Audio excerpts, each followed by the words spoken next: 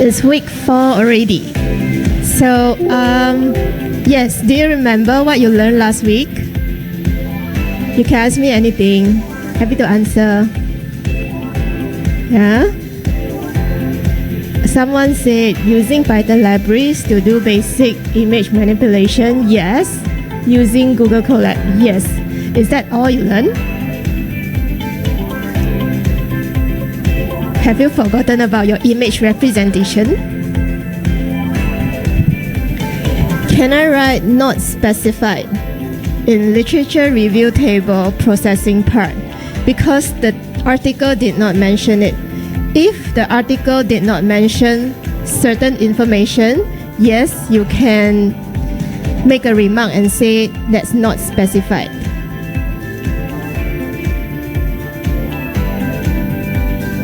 So the answer is yes, you can do that. But I'm sure that one or two of your paper will mention the pre-processing steps. Yeah. Or maybe after this lecture, you will come across some pre-processing method that you may have overlooked from the paper itself. Yeah.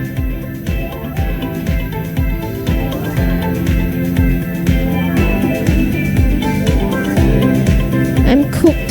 Why are you cooked? What does that mean? You learn about rice grains. Yes.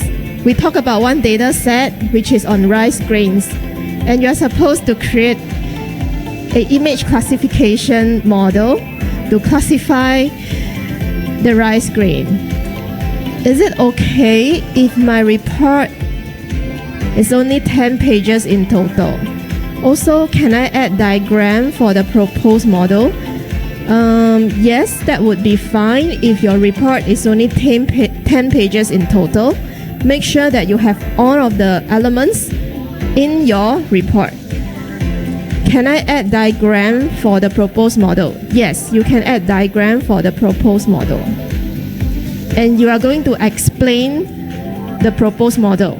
You are going to explain the architecture of the proposed model.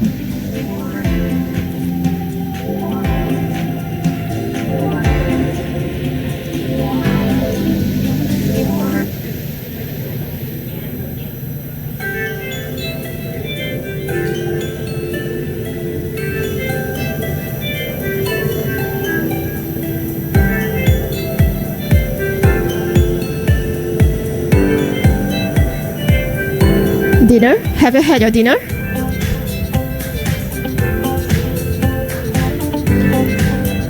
Feel free to have dinner in this class. Just make sure that you clean up the mess after eating. Yeah? Not dinner yet. Difference in real image and digital image. Yes, someone was paying attention. Supper, I want food. Yeah, feel free to grab some food out there. We'll start our class in 30 seconds.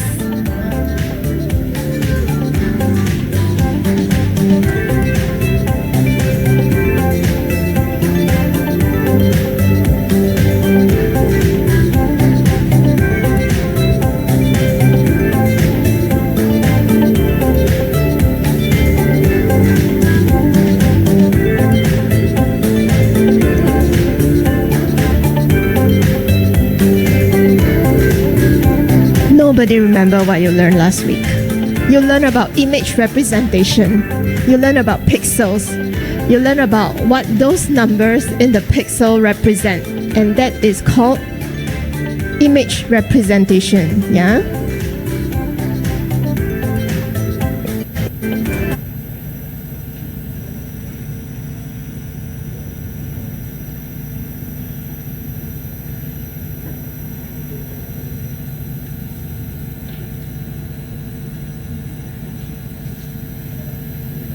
Okay, those who just came in, settle down and mark your attendance.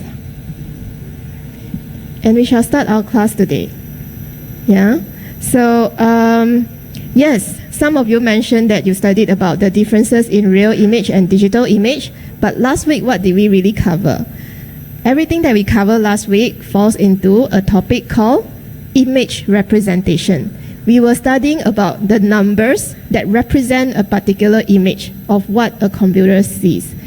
Those elements are called pixels. The basic unit of an image is called a pixel. Yeah. So now today we are going to talk about two of these topics. So we want to talk about image operations. We learned about image representation last week. And so now with that representation, we are going to talk about image operations as well as data augmentation. So data augmentation is a very common computer vision task in the modern computer vision task. So the fundamental of data augmentation is the image operations, which is why we will be talking about these two topics in today's lecture. So a little bit of recap of how far have we came from last week. So last week we mentioned about what the computer sees. So we learned about the pixels, what numbers do we put into those pixels that represent an image. So those are called image representation. So there are three types of representation. First of all, that's black and white, that consists of 0 and 1. Grayscale, that consists of 0 to 255. And color image, which covers a range of 0 to 255 in 3 channels, the RGB channels. So those are called image representation.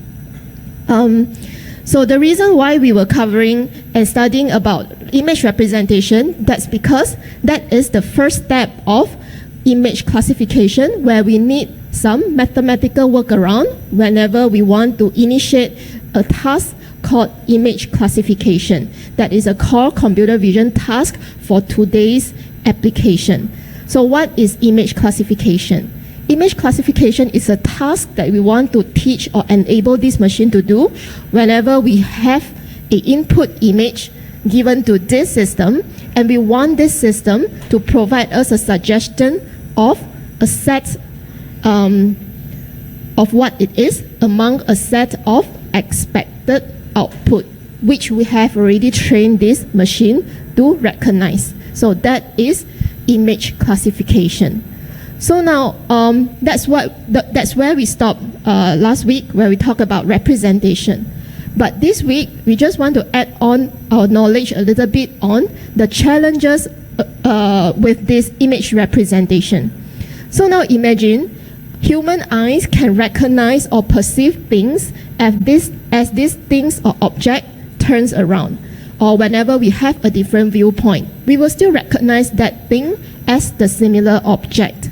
But the problem with this computer vision is that whenever we have a system that changes the viewpoint at a certain angle, so all of this representation within those pixels itself is going to change as the camera moves around an angle.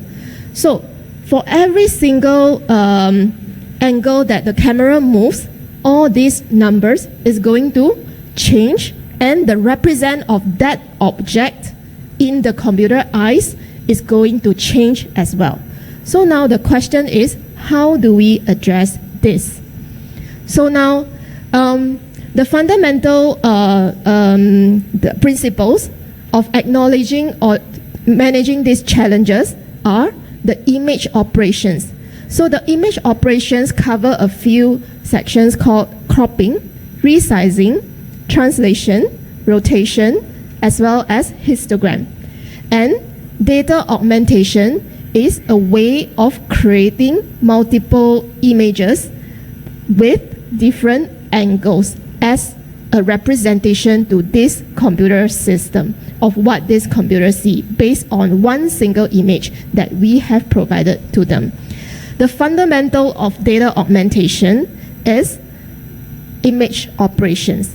So now today we are going to talk about all these simple image operations with an additional knowledge on how do we see this from a mathematical viewpoint, because computer vision task is about turning all this vision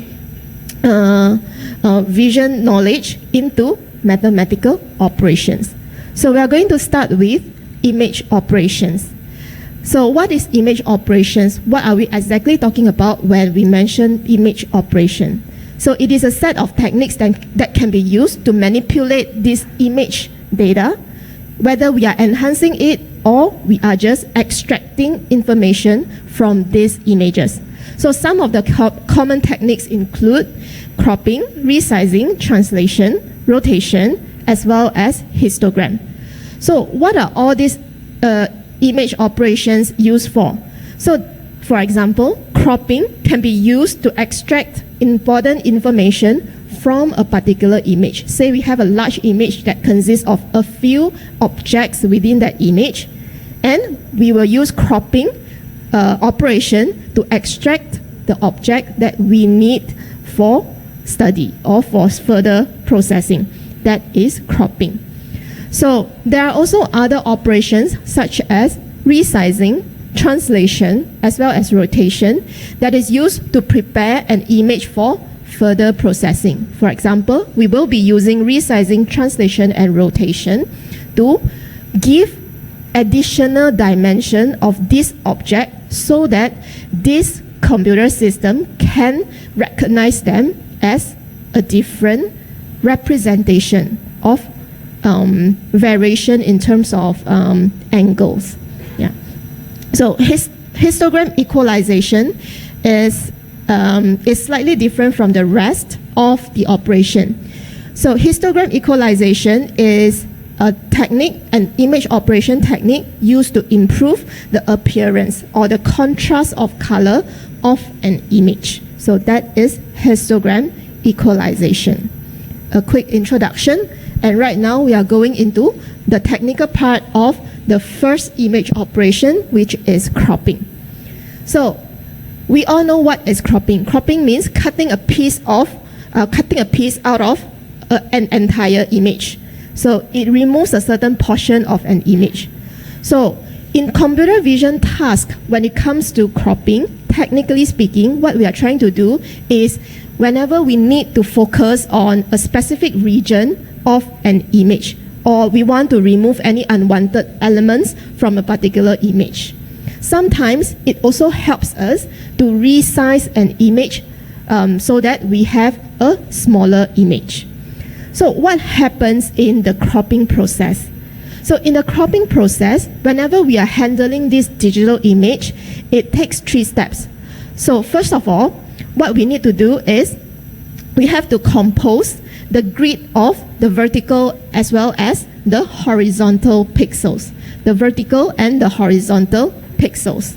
So then, after defining this grid of vertical and horizontal pixels, we are then able to crop those cut out from the sections of image using these vertical and horizontal pixels that is defined. So then, we reduce the number of pixels that shrinks the image size. Say for example, we originally have a large image, and in a certain case, we just want to focus on the object within this image.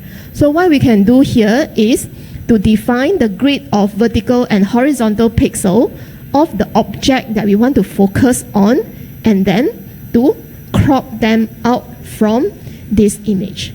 Or in certain cases, we just want to remove this additional piece of useless information from the image, then cropping can become a helpful operations.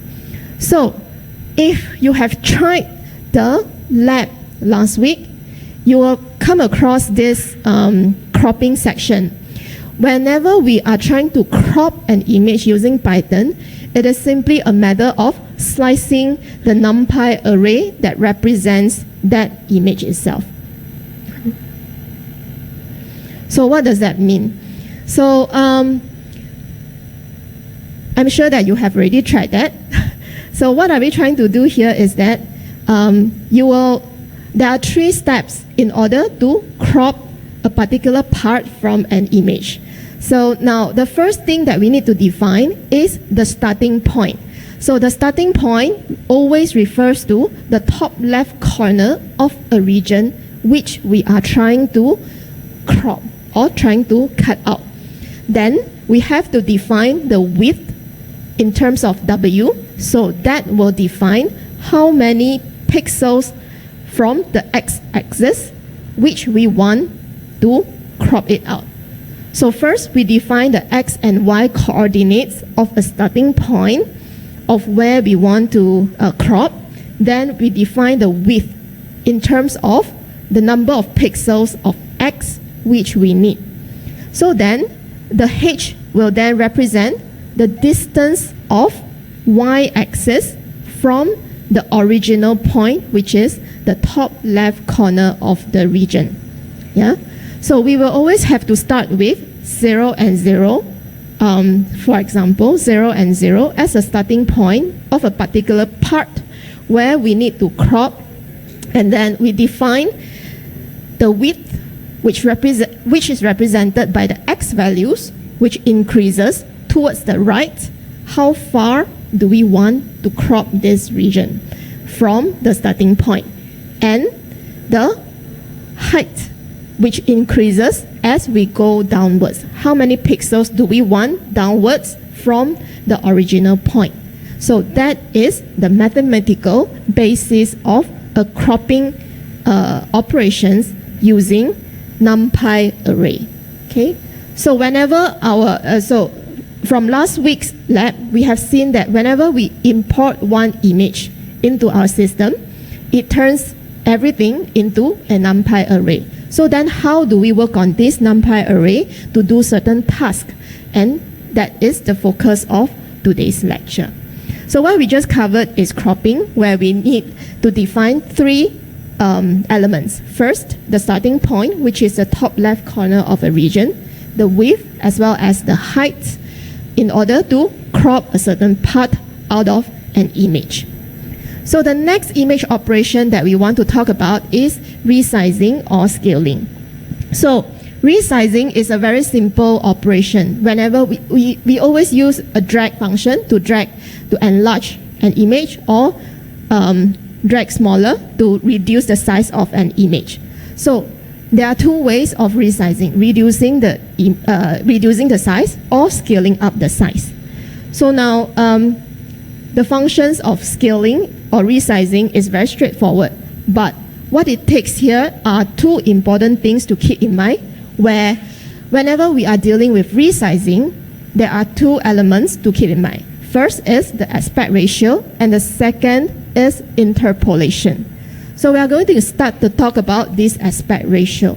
So whenever we want to resize our image in Python in our NumPy array, so there is a way that we can resize this image based on the aspect ratio. So the aspect ratio is the pixels, the width pixels divided by the height pixels. Okay. So say for example, we want to scale up an image by a factor of 3. That means we are increasing the width by 3 as well as the height by 3. And similarly, if let's say we want to reduce the size of an image, we are reducing them according to a scale factor of 0.5 if 0.5 from its width as well as the height. If let's say we fix the aspect ratio, can we actually resize this image without fixing the aspect ratio? The answer is yes.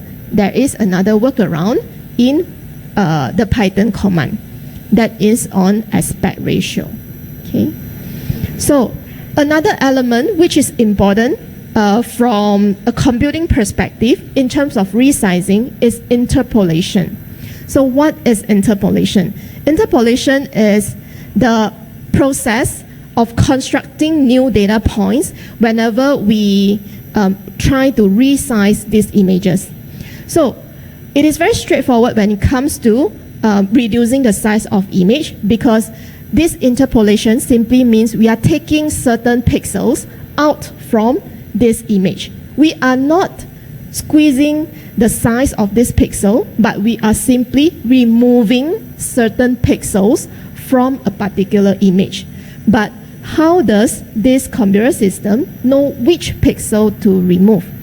So that is the mathematical functions that is used behind. So we, at our level, we do not have to know what exactly is happening. So those mathematics function that is involved includes PCA, which helps this computer to determine which pixel exactly to remove based on a certain operations. But right here, we will just know it as in there is an interpolation function that is going to involve in the resizing process. So in the case where we want to increase the size of an image, it may look as simple as we drag the image and it is just being enlarged. But behind this, the interpolation function will have to figure out how do we fill the gaps. Because as we increase the size of an image, what we are trying to do here is to include or insert certain pixels into that image itself. So then, whenever we insert blank image, how is this algorithm going to figure out what color or what number are we going to fill in each of these additional boxes? So those are the mathematical functions that is involved behind resizing any image. So this is interpolation. The next image operation that we are going to talk about is pretty straightforward. That is translation. So now what is translation? Whenever we do translation, what we are trying to do is to move an image by a specific amount. Say, for example, we have an image that looks like that, and we just want to move it towards the corner. So this is translation. So the mathematical principles behind an image translation is called the geometric transformation, because what we are trying to do is to move every single pixel by a certain degree or some distance. Okay, so sometimes we can also refer them as sliding the original of the coordinate system by the same amount, but in a different direction. So what are some of the use cases of translation?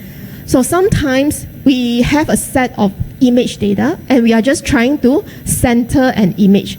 So that is a case where translation would be helpful, as we are able to now move that object to center of an image. Yeah.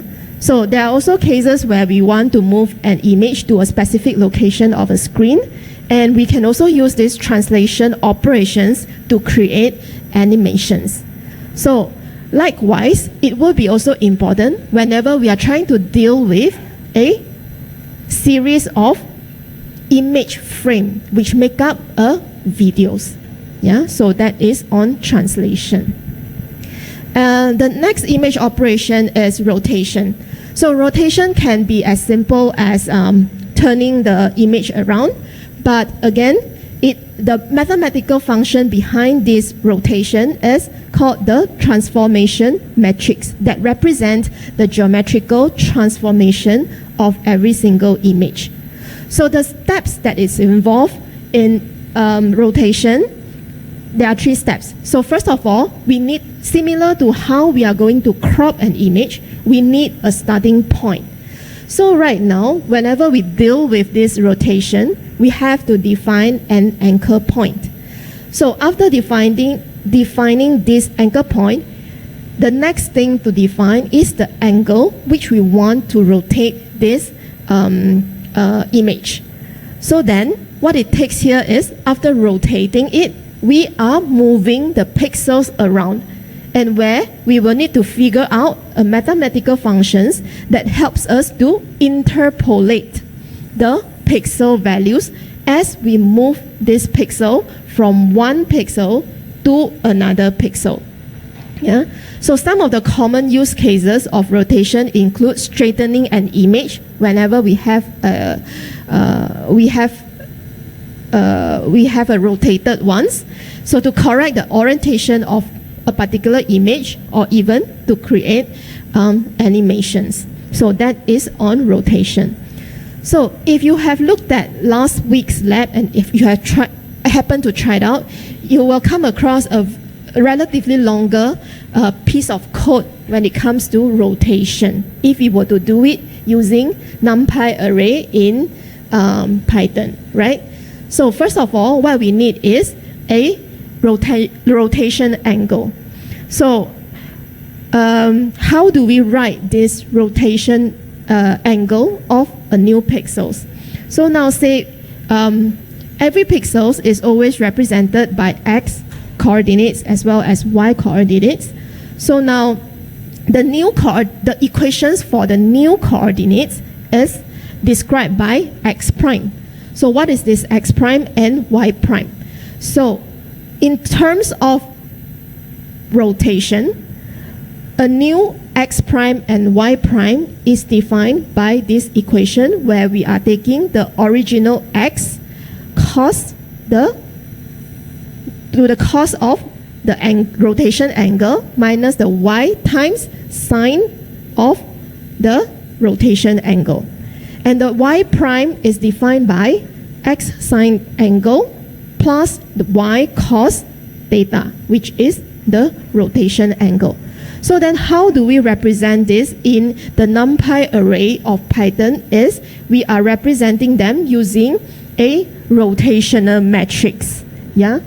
So then what do we need to do here from this point onwards? So as usual, we mentioned we need three things. First is the point of rotation that is represented by x naught and y naught. So then the original pixel of a particular image from that anchor point will be defined as this expression. So the original x minus the rotation angle, the distance of this, times cos theta. And we also need the distance of the particular y from this anchor point. So this is how then we move or rotate this particular image. Get it? So now this is the mathematical principles of rotation. Yeah. So it takes three things: anchor point, distance of the original pixels that we are going to move from the anchor point, as well as in a rotation matrix. Okay. So it is not as complicated as we work around with new Python libraries nowadays, but this is just something that we have to know as the basic mathematical principles. So now we just talk about four image operations: cropping, resizing, translation, as well as rotation. And what we need to know nowadays is, in the modern AI world, how does this work in the process of training a particular image classification model? So they are all important. All of these image operations, they are important not in the sense of how we fine-tune or operate on every single image, but how do we incorporate all these operations into a technique called data augmentation technique. Yeah. So data augmentation techniques is a combination of all these image operations so that we can create multiple representation of a particular image. Yeah. So take some time to go through this table over here, where we know that cropping is about removing some parts that we do not want, and the applications is really to help us improve the focus so that it makes the model easier to learn the features of a particular image. In terms of resizing, many of the computer vision models nowadays, they are trained on images of a fixed size. Before we channel these images to a particular algorithm, we will always treat them or resize them to a fixed size. And usually what we are trying to do is to downsize them so that we don't burden that algorithm for learning too much of the representation of a particular image. Yeah, translation and rotation will provide new data points in terms of new angle of a particular image to this algorithm to learn a different representation of a particular image. We'll come to that in the later part of this lecture. Any questions so far?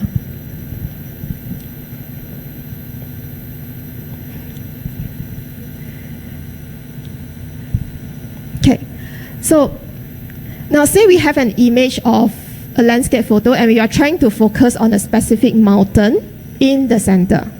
So which image operation would be most appropriate to achieve this?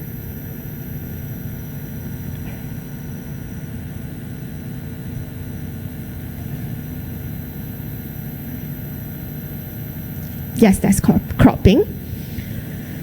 So if we have a photo that appears too small for our presentation, what would we use to enlarge it without losing quality? Yes, that's resizing. And what we are trying to do here is using the interpolation function to input the new pixels into that particular image. In an image editing program, you want to remove a flower slightly. So what is that operation?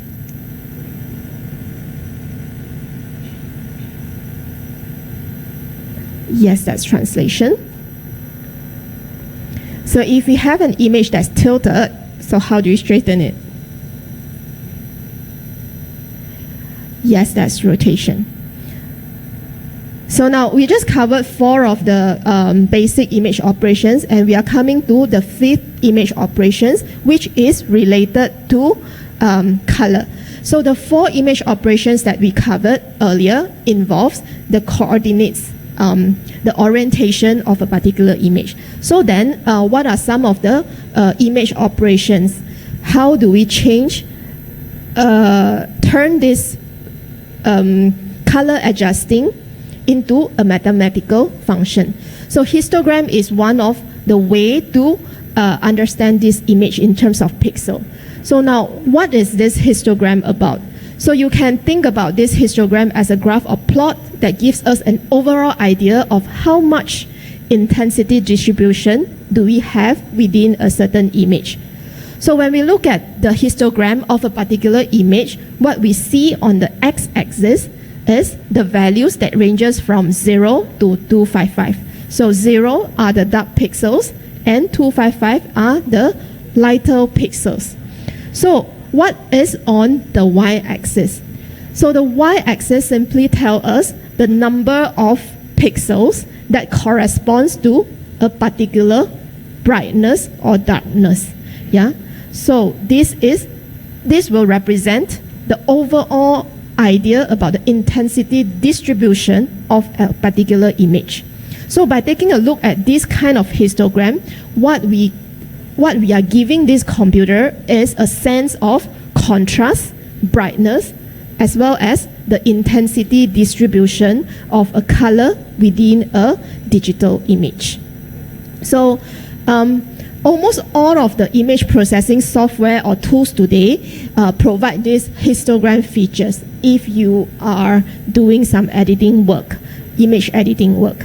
So if you were to look at this image, just to recap on what we just covered on this histogram, the left region here, 0 pixel values, shows the amount of darker pixels. So from this image, we know that there are more dark pixels than the lighter pixels. Therefore, we can see that the distribution of the dark pixel is relatively higher to that of the lighter pixels. So the right region over here represents the lighter pixels. So from this image itself, we know that there are relatively less bright pixels, and which is why we see a lower distribution around this area. Yeah. So now, how do we operate whenever we quantify this histogram? So the histogram of this gray level, it represents the number of times that this gray level occurs, right? So what we can do now is then to redistribute these numbers or this pixel in order to alter or change the contrast of an image. So now say for example, we have an original image that is relatively darker and not too well contrasted. So what we see from the histogram of this image itself is relatively narrower because they cover this range more, because it just doesn't have the brighter pixel. So how then can we make this image to have a better contrast, which is then we will use some mathematical functions to redistribute the pixels around this x-axis. So now say for example, we have this much of dark pixel. How can we then just redistribute it across this range to reduce the darkness of these pixels? So then when we redistribute the pixels from this range into a wider range, we will be able to see that the darker pixels now, they are more spread out. So they are more contrasted in a way. Yeah. So the brighter color pixels will eventually become brighter because we are redistributing these pixels towards the brighter pixels. So we are just changing the histogram from a relatively narrower trend or distribution to a more widespread distribution in terms of histogram. And that is the principle of how do we make or change the contrast of a particular image. Okay? Understand? So, what do we call this process of redistributing the pixels as well as the distribution of pixels? So now the process is called histogram equalization, because what we are trying to do is to redistribute the pixels within this range to a wider range. So here we can see that in the original image, the histogram show a relatively narrow distribution which concentrate at a specific intensity range. Yeah? The variation of the pixel intensity is relatively lower. For example, it ranges from 0 to 200. Therefore, the entire image is relatively darker. Instead, in the process of equalizing the histogram, we are trying to enlarge the range of the pixels where this image is covering. So once we are enlarging the range, what we are trying to do here is to distribute some of the pixels from this area into a lighter range. So with the equalization process taking place, we now allows this image to cover a wider range of intensity, and therefore we are trying to improve the contrast of the intensity. Yeah? Got it?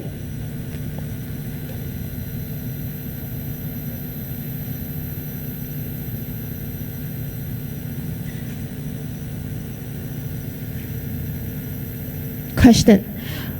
What is the primary purpose of histogram equalization in image processing?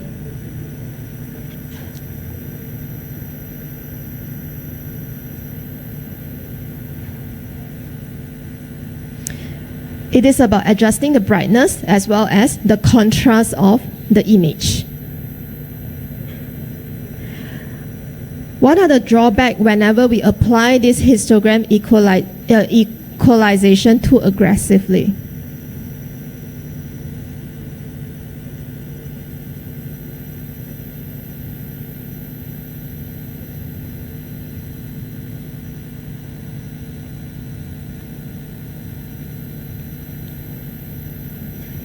Yes, the blooming or halos may appear around high contrasted edges. Yeah. So the color information will not be lost. The image will become overexposed. No, it won't be overexposed because the image will not be overexposed because that is another operations. The overall image size will increase. No, the image size will not increase. Yeah. So next, what we want to talk about is a question which I frequently receive from the students as you find your data set. So now the next topic that we are going to talk about is called the data augmentation. So the principles of this data augmentation is how do we create a usable image classification model with sufficient data. So we always ask a question to say like how much data is enough for a model, right? To train a model. So the answer here is there's never enough. So the more data we give to this training, the better results we will get, right? So there's never enough. But how do we then ensure that we have just sufficiently enough? Say, for example, if let's say we have a data set that consists of 5 groups and 70 images per group. So is that enough? The answer is yes or no. No, as in 70 images is relatively little to train a large deep neural network for this classification task. But then it depends on these 70 images. Are they taken from one same image at different angle, or are they just 70 different images? So if let's say we have 70 images which are different by itself, then we have a technique which is called data augmentation that can be used to increase the representation of each image. Say, for example, what if we turn this particular image 20 times with a different rotational angle? So now what we are trying to do is to increase this one image into 20 images.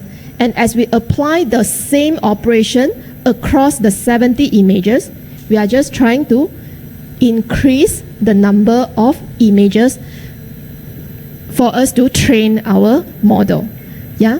So this technique is called the data augmentation technique, and essentially this is pretty important for us to train a good image classification model. So we are going to go over some of the principles of data augmentation. So it is a technique that helps us to increase the training set by creating modified copies of data set using existing data. So we are not trying to use this algorithm to create new images out of nothing itself, but we are just applying a set of image operation techniques on the same image to create multiple representation of one same image. Yeah. So what happens here is that we are transforming the image that we are currently using. We currently have, say for example, this one original image into multiple representations. So then we add all of this representation into training this model so that this model is seeing a multiple representation of this image. So now say for example, if you were to flip it, what we are trying to do here is to increase the robustness of this model in recognizing the mirror image of a particular image. Say for example, we mentioned about how as a camera angle changes, the representation of the entire image changes.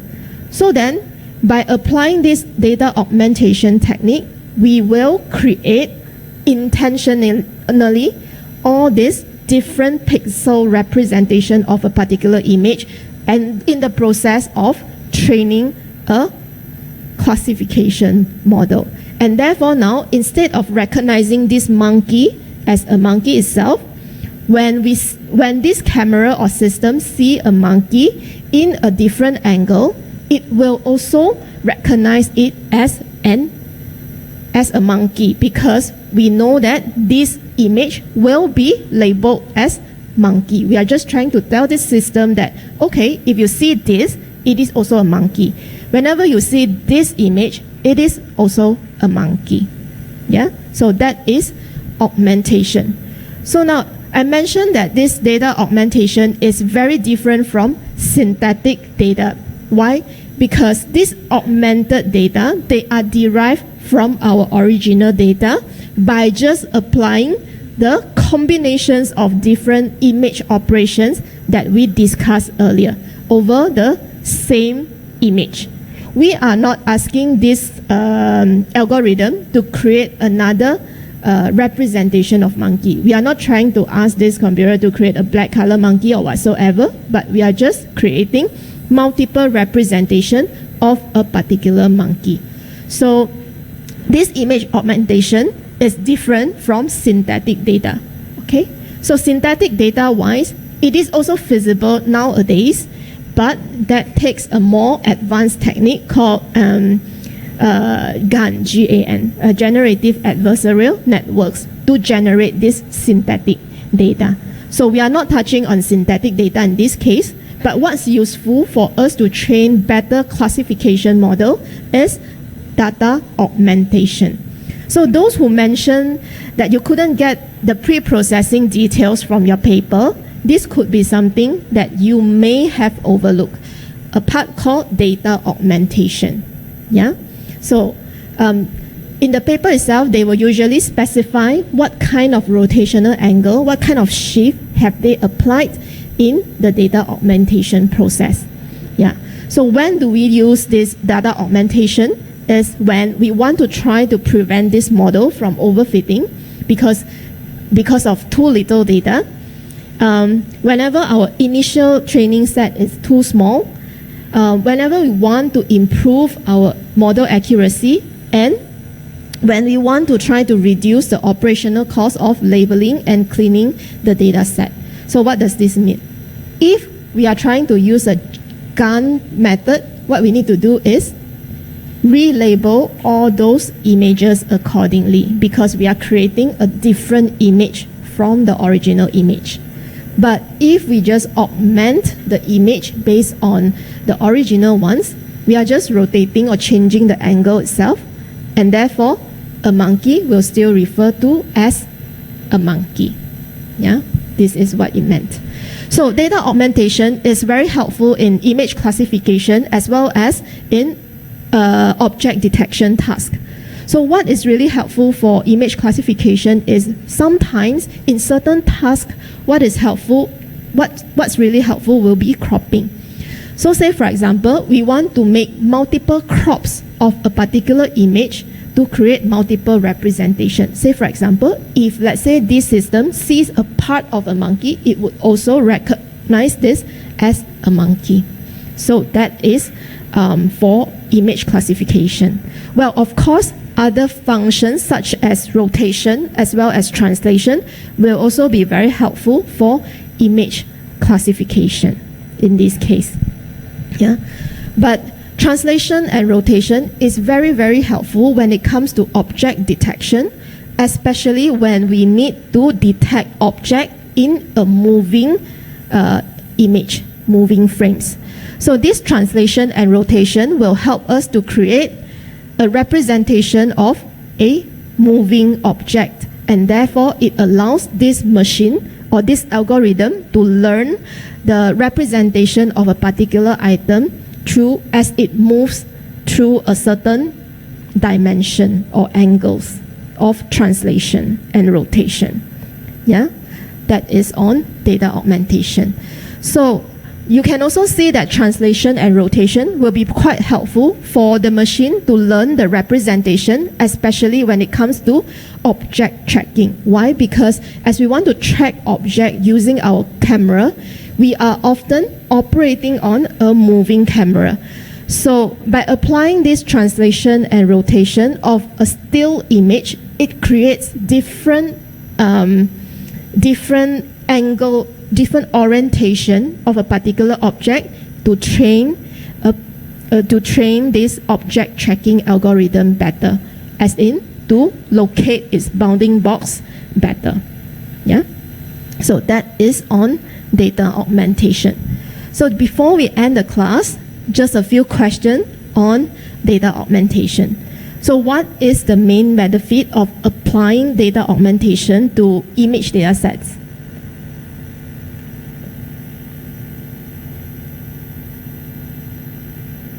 What is the benefit of applying data augmentation?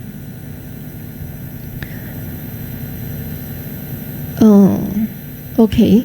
Data augmentation is definitely not trying to reduce the size of the data set, because we are trying to create more images. So we are increasing the size of data sets, not the size of image. So we are not using data augmentation to enhance the visual quality. Enhancing visual quality is never a very important pre-processing steps for image classification task. We are always trying to reduce the visual quality so that it doesn't become a burden to our models. We are also not making the model more interpretable in a way. It doesn't help to make the model more interpretable. It just helps to provide more representation of an object to this model.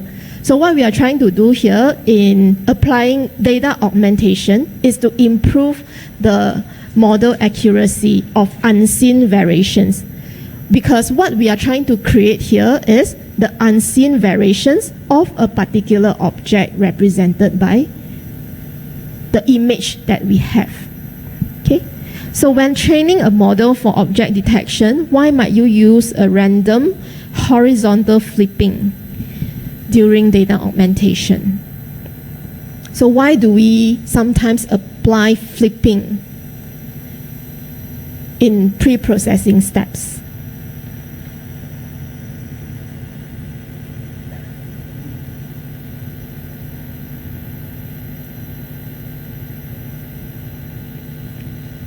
So we are definitely not trying to improve the color balance. This is not a color task. It is an orientation related task. We are not going to address blurry images. So what we are trying to do whenever we apply random horizontal flipping is, yes, we are trying to increase the size of the data set, but specifically on horizontal flipping, we are trying to make this model more robust towards mirrored objects. Okay.